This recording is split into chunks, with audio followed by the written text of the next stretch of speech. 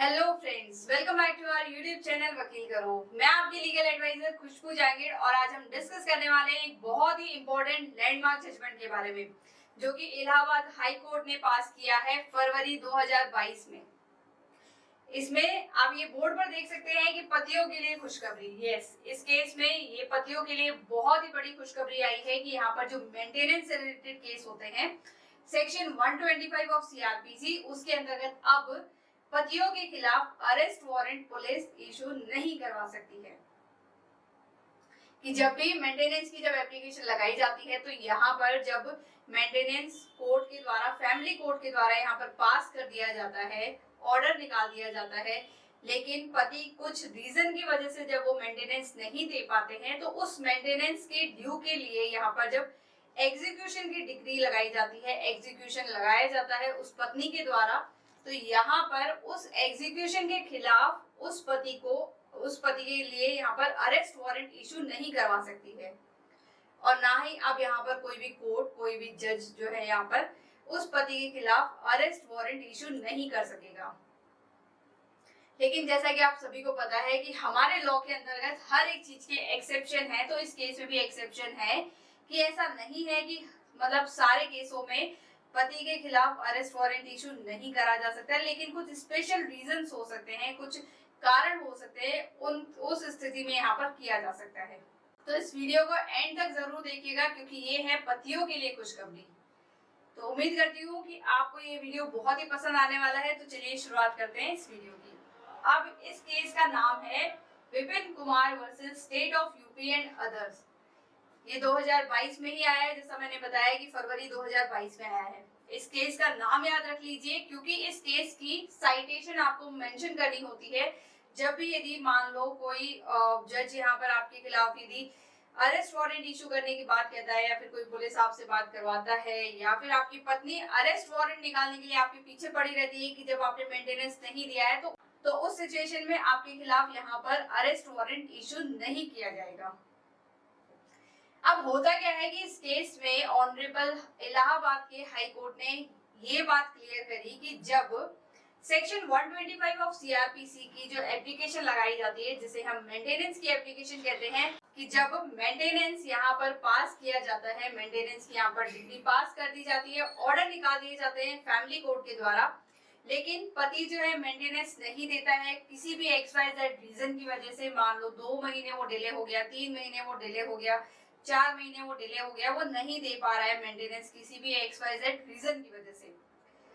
तो उस मेंटेनेंस को लेने के लिए यहाँ पर उस व्यक्ति के खिलाफ, उस पति के खिलाफ अरेस्ट वारंट नहीं निकाल सकता कोर्ट। यहाँ पर ऑनरेबल इलाहाबाद के हाई कोर्ट ने ये कहा कि यदि उस व्यक्ति के खिलाफ, आप जिस व्यक्ति से मेंटेनेंस लेना चाहते हैं, जिस व्यक्ति से आप पैसा वसूलना चाहते हैं,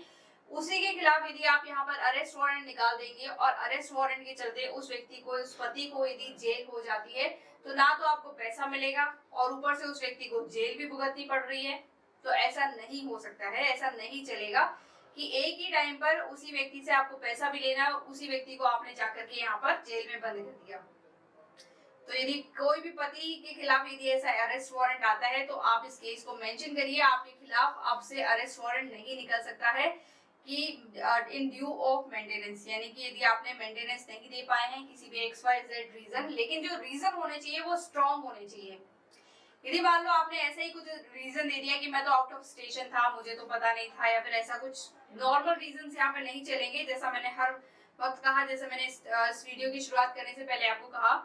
कि यहाँ पर एक एक्सेप्शन होते हैं, मतलब कि हर एक लॉ के अंतर्गत यहाँ पर एक्सेप्शन होते हैं कि इन एक्सेप्शन, इन अपवाद की स्थितियों में ये एप्लीकेबल नहीं होगा कि आपके खिलाफ अरेस्ट वारंट नहीं निकल सकता।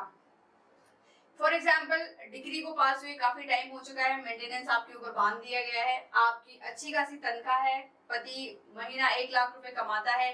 लेकिन उस स्थिति में भी उस 1 लाख रुपए में से सिर्फ मान लो उस पत्नी के लिए यहाँ पर 25,000 का ऑर्डर निकाला गया, लेकिन वो 25,000 नहीं दे रहा है। 5 महीने हो गए, 6 महीने हो गए, इसके साथ ही मान लो पति किसी लिव इन रिलेशनशिप में रहता है या फिर किसी अडल्ट्री में रहता है और उसके ऊपर उसके आराम से पैसे खर्च होते हैं, लेकिन जो यहाँ पर मजिस्ट्रेट ने ऑर्डर पास किया है मेंटेनेंस के लिए, उसके लिए वो पैसा नहीं देता है, तो उस स्थिति में यहाँ पर मजिस्ट्रेट उस पति के खिलाफ अरेस्ट वारंट डेफिनेटली निकालेगी। लेकिन अब यदि मान लो ये वीडियो जो पत्नियां देख रही हैं, अब तो वो यही सोचेंगी कि अब मान पति के खिलाफ हम अरेस्ट वारंट इशू नहीं कर सकते, पति मेंटेनेंस भी नहीं दे रहा है, तो उस स्थिति में हम क्या करें। तो यहाँ पर ऑनरेबल इलाहाबाद हाई कोर्ट ने एक चीज क्लियर कर दी कि यहाँ पर जो प्रॉपर्टी है उसको अटैच कर लिया जाएगा। प्रॉपर्टी को अटैच करने के बाद में प्रॉपर्टी को यहाँ पर सेल आउट कर दिया जाएगा। प्रॉपर्टी से सेल आउट होने के बाद में जो भी आपका मेंटेनेंस बनता है वो आपको दिया जाएगा। ऐसा नहीं है कि पति के खिलाफ यहाँ पर अरेस्ट वारंट नहीं निकलता है, पति को अरेस्ट नहीं किया जा सकता है तो आपको मेंटेनेंस नहीं मिलेगा, बिल्कुल नहीं। ऐसा नहीं है। पत्नियां जो वीडियो ये देख रही हैं, पत्नियां बिल्कुल टेंशन में ना आए। उन पति के खिलाफ यदि कोई पति मेंटेनेंस नहीं दे पा रहा है तो उस स्थिति में यहाँ पर मैजिस्ट्रेट प्रॉपर्टी अटैचमेंट ये ऑर्डर करता है, प्रॉपर्टी को अटैच किया जाता है। प्रॉपर्टी को अटैच करने के बाद में उसे सेल आउट कर दिया जाता है। तो यहाँ पर जो सीआरपीसी का सेक्शन 125 है उसके क्लॉज 3 में, यानी कि जो सीआरपीसी का सेक्शन 125 के क्लॉज 3 में जो लिखा हुआ है कि यदि मेंटेनेंस नहीं देता है तो यहाँ पर उसके खिलाफ जो है अरेस्ट वारंट इशू किया जाएगा। लेकिन हर एक स्थिति में नहीं किया जाएगा। कुछ एक्सेप्शन जो स्थितियां होती है उन्हीं में ही अरेस्ट वारंट इशू किया जाएगा, हर एक में नहीं किया जाएगा। और यदि मान लो पति को अरेस्ट वारंट नहीं इशू किया जाता है तो उसका अल्टरनेट सोल्यूशन ये है कि उस पति की प्रॉपर्टी को अटैच किया जाएगा। प्रॉपर्टी को अटैच करने के बाद में उस प्रॉपर्टी को सेल आउट करने से जो पैसा आएगा वो पत्नी को दिया जाएगा। तो आज मैंने आपके साथ में इस वीडियो में डिस्कस ये किया कि जो पतियों के लिए खुशखबरी है वो मैंने आपको बताई कि क्या खुशखबरी है। यहाँ पर पति अब मेंटेनेंस नहीं देता है तो उसके खिलाफ यहाँ पर अरेस्ट वारंट इशू नहीं होगा। तो मैं उम्मीद करती हूँ कि मेरे द्वारा दी गई इन्फॉर्मेशन आपके लिए बहुत ही यूजफुल रही होगी। और साथ ही साथ जो लैंडमार्क जजमेंट मैंने पास यहाँ पर जो मैंने आपको बताया है, आज जो डिस्कस किया है, वो आप जब भी आपका कोई केस चल रहा हो किसी भी पति का या पत्नी का, तो इस केस को मेंशन करें क्योंकि ये 2022 में ही आया और नया जजमेंट है और वो भी लैंडमार्क जजमेंट है। तो इस लैंडमार्क जजमेंट को आप कोट करिएगा, ये आपके केस में बहुत ही बेनिफिट रहेगा, पति के लिए भी एज वेल एज पत्नी के लिए भी। तो आज की इस वीडियो में पतियों के लिए इतनी अच्छी खुशखबरी दी है तो प्लीज वीडियो को लाइक भी कर दीजिएगा और सब्सक्राइब भी कर दीजिएगा हमारे चैनल वकील करो को। तो मिलते हैं अगली वीडियो में, तब तक के लिए थैंक यू।